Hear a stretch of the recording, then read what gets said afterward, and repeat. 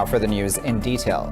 Pakistan has summoned a senior Indian diplomat and has registered a protest over ceasefire violations along the line of control.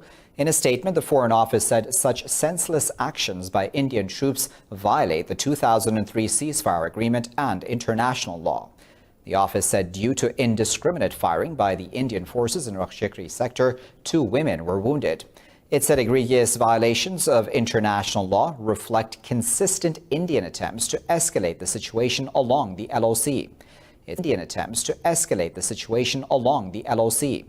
It said raising tensions along the border, India cannot divert attention from the grave human rights situation in occupied Kashmir. The office said India has so far committed 913 ceasefire violations along the line of control and working boundary. Indian forces have martyred 2 more youth in Shopian district of occupied Kashmir. Occupation troops targeted the civilians during a cordon and search operation in the Zainapora area of the district. Hundreds of locals took to the streets to protest the killings of innocent civilians. Forces fired pellets and tear gas shells to disperse the unarmed locals. Medics say 2 out of the 6 wounded by the pellet gunfire are in critical condition. The forces have martyred 11 Kashmiris over the past 5 days.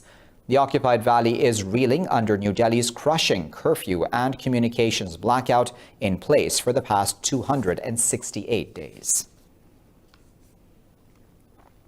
Here in Pakistan, the death toll from the coronavirus outbreak has risen to 335 after the country reported 8 more deaths. The total number of infected people in the country has passed 15,000, while over 3,400 have recovered. The federal cabinet, meanwhile, has approved the assistance package for health workers who have lost their lives in the fight against coronavirus. Prime Minister Imran Khan and the Iranian President Hassan Rouhani have discussed the coronavirus situation in the 2 countries.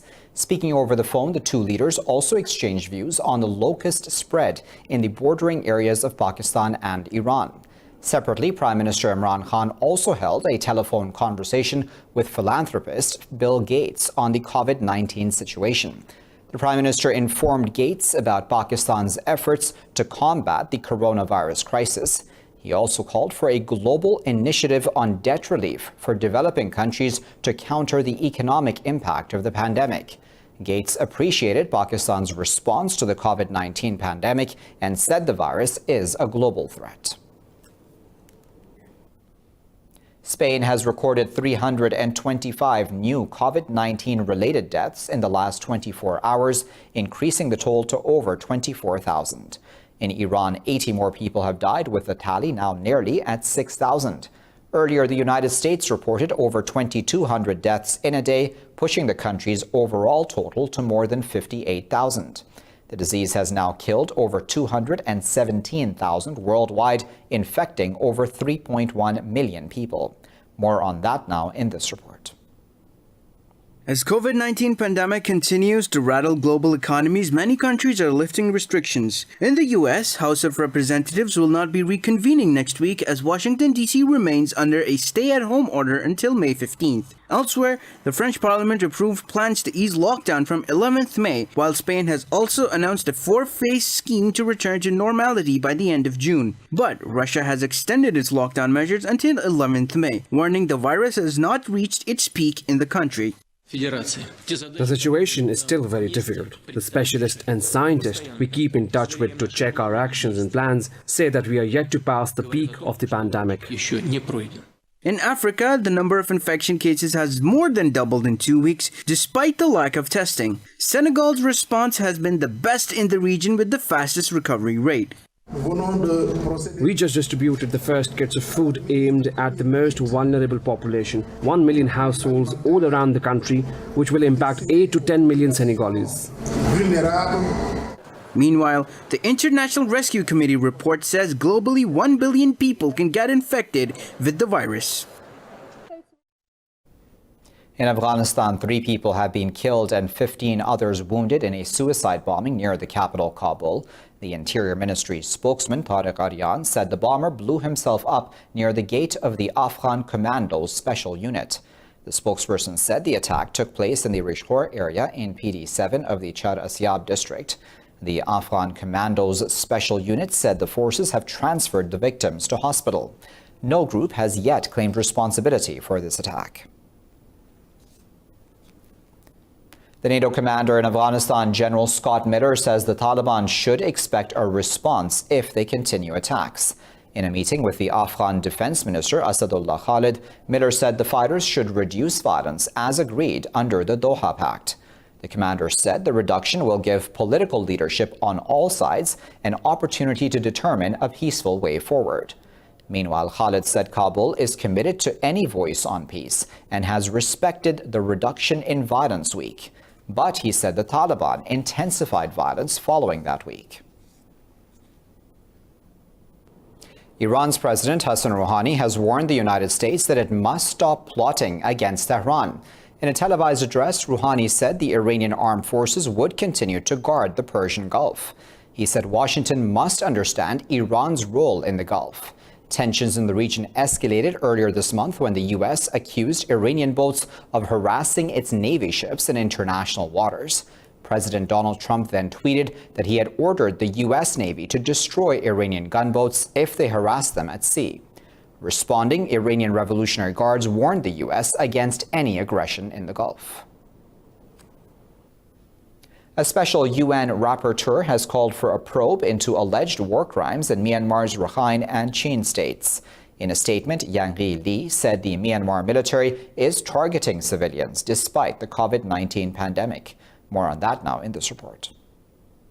Myanmar is already facing allegations of genocide over its brutal military crackdown against Rohingya Muslims in 2017, which forced more than 700,000 Muslims to flee over the border to Bangladesh. Earlier this year, a UN court instructed Myanmar to take action to prevent genocidal violence against Rohingya citizens. But despite calls for a ceasefire, the military has escalated its fight against ethnic groups, including the Arakan Army. The Rakhine Rebel Group is seeking greater autonomy from the central government. UN expert Yang Li says the military's actions against the group may amount to war crimes. She urged the international community to prevent further atrocities. More than 157,000 people have been displaced and hundreds were killed and wounded during the conflict. The United States Commission on International Religious Freedom has expressed concern over the continuous decline of religious freedoms in India. In its annual report, the watchdog said India should be placed on the U.S. government's list of the worst religious freedom violators in the world. It said that the recently passed citizenship law in India is discriminatory against Muslims. It also pointed out that India's unilateral annexation of occupied Kashmir in August last year and the subsequent communication curbs in the disputed territory. The report also noted an upward trajectory in religious freedom here in Pakistan, mentioning the opening of the Kartarpur corridor, allowing Indian Sikh pilgrims visa-free access to one of their holiest sites in Pakistan. Interstate tensions in India have flared amid COVID-19 as Tamil Nadu has constructed a wall on the border with Andhra Pradesh. Millions of migrant workers are stuck at state borders after the government announced a sudden curfew in the country. Officials said the step had been taken to stop migrants' entry into the southern state. They said since the chances of being detected at the main crossings are high, some tend to use little-noticed locations in remote places. Meanwhile, the eastern state Odisha has dug trenches alongside the Andhra Pradesh border to stop the inflow of migrants. Earlier, Karnataka state blocked its national highway connecting it to Kasaragod after a number of infection cases spiked. India has reported 1,008 deaths and over 31,000 infection cases so far. In Sri Lanka, the opposition has called on the government to urgently recall parliament. The legislature was dissolved in March ahead of elections which have been postponed to June due to the coronavirus epidemic.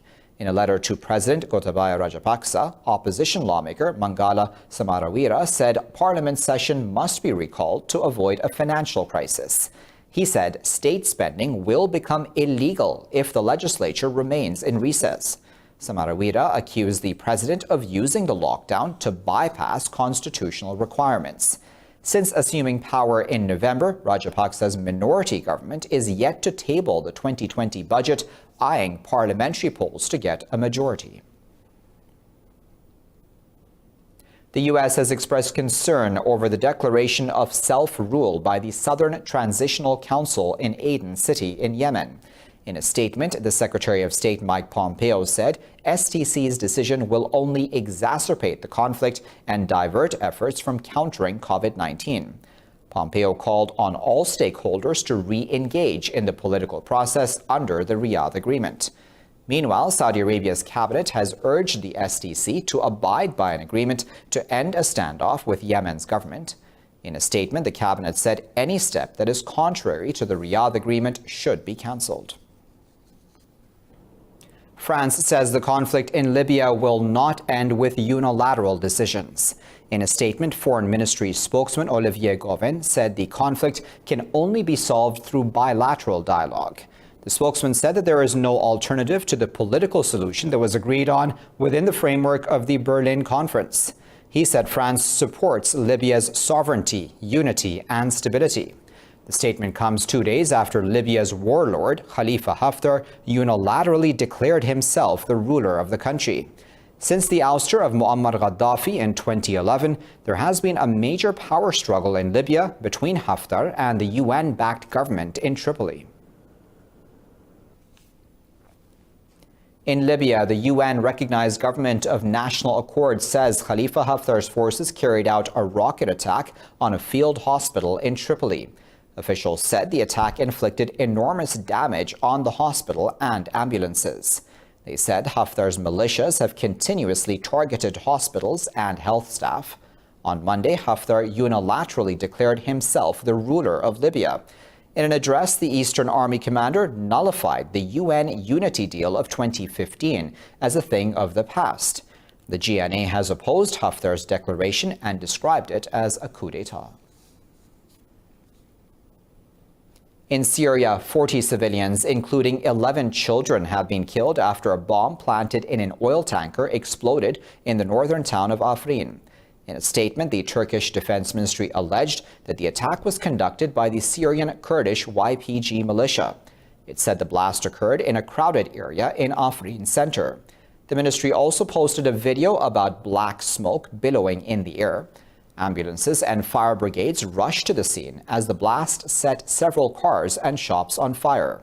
The ministry said 47 people were wounded in the blast. This was one of the deadliest to hit a region under the control of Turkish-backed forces. In Lebanon, protests in different cities continue for a second night against growing economic hardship.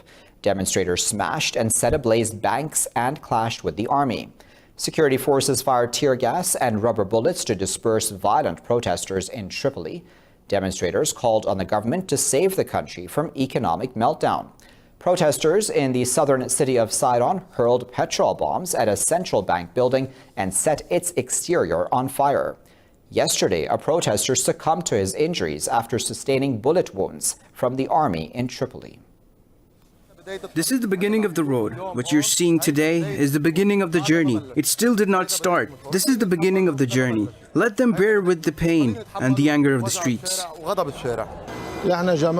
We are daily workers. If we work, we eat. If we don't work, we don't eat. May God change the situation for the better. The Arab League has voiced concerns over the escalating tensions in Lebanon's protests. In a statement, the body's additional Secretary General Hussam Zaki said the developments in Lebanese cities are of extreme discomfort.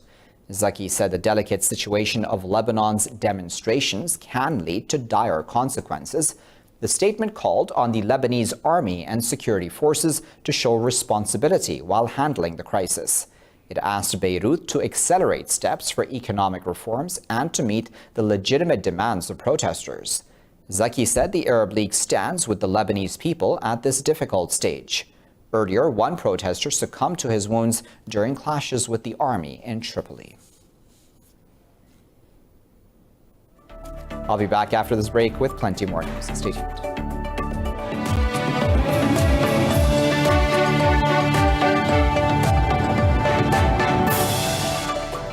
Welcome back.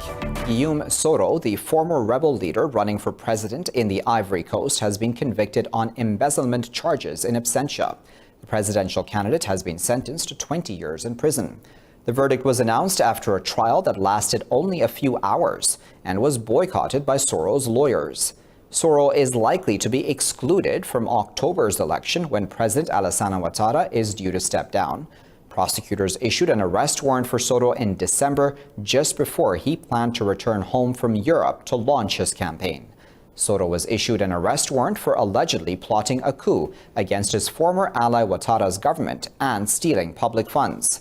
Soro has denied those charges, which he says are intended to prevent him from challenging Ouattara's preferred successor, Prime Minister Amadou Gon Coulibaly, in the elections. The UN says the new coronavirus may be circulating silently across war-torn Yemen.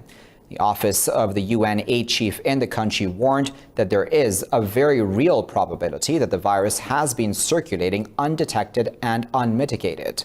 In a statement, the office said since the first confirmed COVID-19 case, it has warned that the virus in Yemen may quickly spread. It said the factors of consideration include low levels of general immunity, high levels of acute vulnerability, and a fragile, overwhelmed health system. Yemen reported one confirmed COVID-19 case on April 10th, but due to inadequate testing and a shattered health system, aid groups fear a devastating outbreak. Russia's atomic corporation Rosatom says the possible spread of novel coronavirus pandemic is a threat to its 3 nuclear towns. Rosatom chief Alexei Likhachev said the situation in Sarov, Elektrostal, and Desnogorsk is particularly alarming. Likhachev's remarks come on a day when Russia jumped to number 8 worldwide with over 99,000 confirmed cases and more than 900 deaths. The so-called nuclear cities are closely linked with Russia's atomic industry that is managed by the Rosatom Corporation. Likhachev said authorities were sending medical supplies to the closed town of Sarov and other towns with dozens of registered cases. Yesterday, we received news about a number of positive tests at Bilibino nuclear power plant. We are checking this information, running additional checks. The most important thing now is to prepare medical facilities, reinforce the resources with the necessary equipment, and secondly, to strict follow sanitary and epidemic service orders. China says its parliament will open a key annual session on May 22nd after it was delayed due to the COVID-19 epidemic. The state media said the National People's Congress made the decision at a regular session of the Standing Committee. The National People's Congress said stemming the outbreak made it possible for the Congress to convene. The session was originally scheduled for March 5th before its postponement due to the contagion. China's 4th COVID-19 vaccine has gone into clinical trials in Henan province. The National Vaccine and Serum Institute developed the drug under the China National Biotech Group. This is the second inactivated COVID-19 vaccine developed by the CNBG and approved for clinical trials. Since the novel coronavirus outbreak, the CNBG has allotted over $141 million to develop vaccines. The National Vaccine and Serum Institute President Wang Hui said they are tirelessly working to develop a vaccine. It usually takes several years for the research and development of a vaccine. But we have been working on shifts round the clock, which shortens the time span. This also demonstrates our Chinese strength and speed. The UN says lockdowns and disruption to health services can result in 7 million unintended pregnancies in the coming months. In a report, the UN Population Fund said 47 million women may lose their access to contraceptives if the COVID-19 restrictions carry on for 6 months. UNFPA Executive Director Dr. Natalia Kanem said millions of women and girls now risk losing the ability to plan their families and protect their bodies. UNFPA said 6 months of lockdowns can result in an additional 31 million cases of gender-based violence. The report said an additional 13 million child marriages could take place this decade as the crisis has disrupted efforts to stop this practice. In South Korea, a fire at a construction site has killed at least 25 people and left another 7 injured in the city of Incheon. Security officials said all of the victims were construction workers building a warehouse about 80 kilometers southeast of Seoul. Officials believe an explosion in an underground level of the warehouse sparked the fire. Firefighters said victims were unable to evacuate as the fire spread quickly. Chile and Bolivia have reached an agreement regarding the hundreds of Bolivian migrants stranded in Santiago. Chile's foreign ministry said the country would quarantine the migrants for 14 days and then return them to Bolivia. Both countries agreed the migrants should be transported to the northern city of Iquique near the Bolivian border to self-isolate. For several weeks, Bolivian migrants set up camps near Bolivia's consulate in the Chilean capital city amid closed borders. Earlier, Providencia Mayor Evelyn Matei warned of a potential humanitarian crisis, saying the stranded migrants could pose a health risk. What we need is for Bolivian government to assure us that if the migrants participate in a well-controlled quarantine here in Chile, they will be allowed to enter their own country. In Peru, meanwhile, 9 inmates have died during a prison riot in San Juan Lurichando district. The National Penitentiary Institute said a protest over sanitary measures and coronavirus medical care began on Monday afternoon.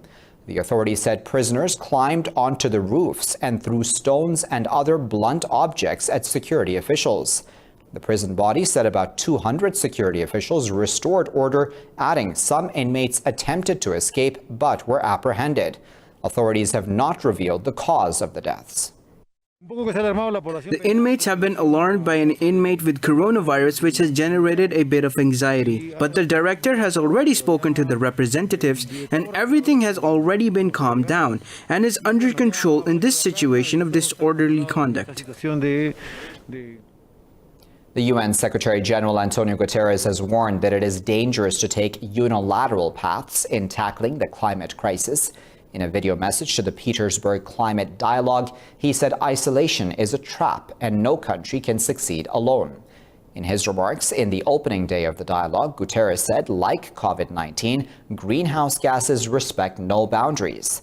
He said COVID-19 has put the lives of billions of people around the globe in turmoil, inflicting grave suffering and destabilizing the global economy. Guterres said the pandemic exposed the fragility of our societies and laid bare deep inequalities threatening the achievement of sustainable development goals. The Petersburg Climate Dialogue opened on Monday in Berlin with an appeal to place climate protection at the center of economic recovery. The organizers of the Oscars say the content released on streaming platforms will be eligible for the Academy Awards next year. In a statement, the Academy of Motion Picture Arts and Sciences said the change is temporary due to the closure of movie theaters.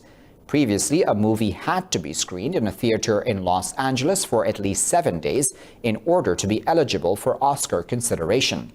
Movie theaters were closed in mid-March, and the 3 main movie theater chains, AMC, Regal, and Cinemark, remain unsure about a return date. The Oscars are scheduled to take place in Hollywood in February 2021. Bollywood and Hollywood actor Irfan Khan has passed away in India after a prolonged battle with cancer. He was admitted to a hospital in Mumbai for a colon infection yesterday. In a statement, the actor's team said Khan was a strong soul who fought till the very end and always inspired everyone. Referring to his cancer disease, the team said he fought many battles that came with it. Khan was among the first Indian actors to make a consistent mark in Western cinema, acting in movies like The Life of Pi and Jurassic World. The actor was diagnosed with cancer in 2018 and went to England for treatment. I'll be back after this break with plenty more news. Stay tuned.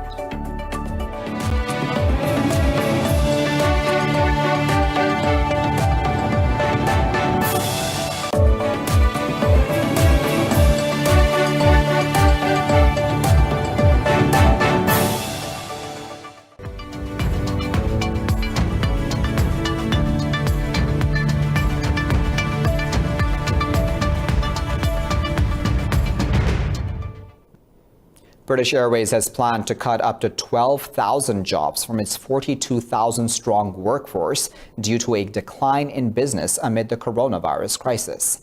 In a statement, the airline's parent company, IAG, said it needed to impose a restructuring program until air travel demand returns to normal. IAG reported a loss of nearly $600 million in the first 3 months of this year. The airline said it will take several years to return to 2019 levels. In a letter to staff, BA Chief Executive Alex Cruz said there is no government bailout package for the airline and they have to overcome the crisis themselves. The pilots' union BALPA has vowed to fight every single job cut. The British Foreign Minister Dominic Raab says London and the EU should get a trade deal done by December to end any uncertainty. Addressing Parliament, Raab said a deal by the end of this year allows both the UK and the EU to bounce back from the coronavirus pandemic. He reiterated that London stands by the timetable to end a transition period in December. Austria says it will not help Lufthansa and its Austrian airlines without receiving something in exchange. Speaking in Vienna, Chancellor Sebastian Kurz said his government is looking to secure jobs within its borders. He said the government has very clear interests in Austria and portrays the country for jobs and business. Kurz said they will not provide a measure to support a German company without getting an advantage out of it. Germany's largest flag carrier, Deutsche Lufthansa, is in talks with the government over a bailout package. The German government is planning to give $8.7 billion to rescue the pandemic-hit airline. European stock markets are trading mixed with low volumes after a deluge of major quarterly earnings reports. Investors stayed mute ahead of a monetary policy decision from the U.S. Federal Reserve due to be announced later in the day. London's FTSE 100 has gained over 0.5%. Frankfurt's DAX is trading fractionally higher, while the CAC 40 in Paris is trading marginally lower. Major companies including Airbus, Deutsche Bank, Barclays, GSK, and Volkswagen reported their earnings. Barclays posted a 42% fall in first quarter net profit year on year, while Standard Chartered reported a 12% fall in profit. In Asia, Seoul's Kospi led the gains, closing over 0.5% higher, while the Shanghai Composite traded nearly 0.5% higher. Meanwhile, the international benchmark Brent crude oil price has gained over 4%, while U.S. WTI crude price surged over 15%.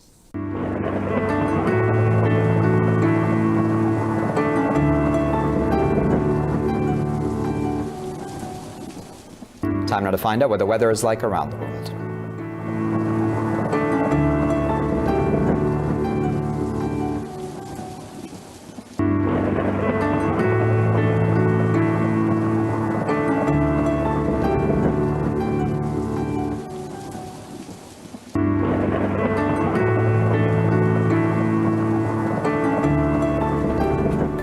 Well, for the latest updates on these and other stories, you can always follow us on our social media at Indus.News. Thanks for watching.